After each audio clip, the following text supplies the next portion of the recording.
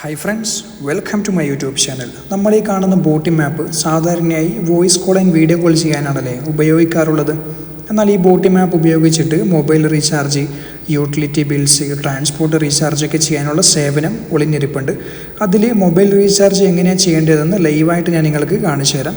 അതിനുവേണ്ടി നമ്മുടെ boating map open ചെയ്യാം. അതിൽ എക്സ്പ്ലോർ സെക്ഷനിലോട്ട് പോയാൽ ഇവിടെ മൊബൈൽ സർവീസ് എന്നുള്ളതിൽ go to bills and recharge എന്നുള്ള ഓപ്ഷന് സെലക്ട് ചെയ്യാം.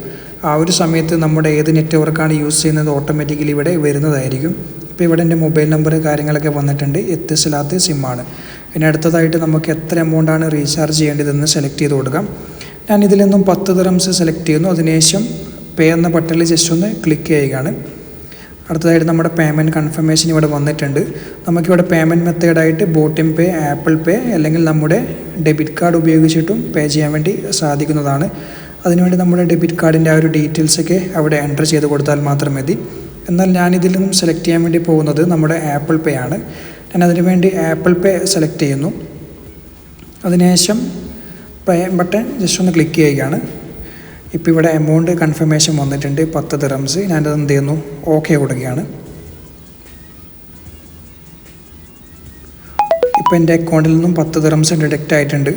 അടുത്ത സെക്കൻഡിൽ തന്നെ നമുക്ക് റീചാർജ് സക്സസ്ഫുൾ എന്ന് പറഞ്ഞൊരു മെസ്സേജും ഇവിടെ വന്നിട്ടുണ്ട്.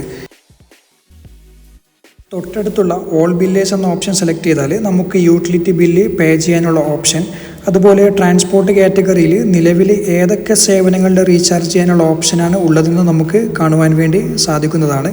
ഇനി നിങ്ങൾക്ക് നോവൽ കാർഡിൻ്റെ റീചാർജാണ് ചെയ്യുന്നതെങ്കിൽ നമ്മുടെ നോവൽ കാർഡിൻ്റെ ഒരു ടാഗ് ID നമ്പർ കാര്യങ്ങളൊക്കെ അവിടെ കൊടുത്തിട്ട് ലിങ്ക് അക്കൗണ്ട് ക്ലിക്ക് ചെയ്തതിന് ശേഷം നെക്സ്റ്റ് പേയ്മെൻറ്റ് സെക്ഷനിലോട്ട് പോകുന്നതായിരിക്കും.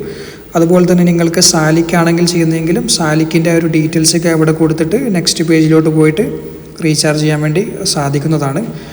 നമുക്കതുപോലെ തന്നെ സേവയുടെ റീചാർജ് ആണെങ്കിൽ സേവ അക്കൗണ്ട് നമ്പർ ഉണ്ടാവും. ആ അക്കൗണ്ട് നമ്പറൊക്കെ അവിടെ കൊടുത്ത് അതുപോലെ തന്നെ നിങ്ങൾക്ക് റീചാർജ് ചെയ്യാൻ വേണ്ടി സാധിക്കുന്നതാണ്.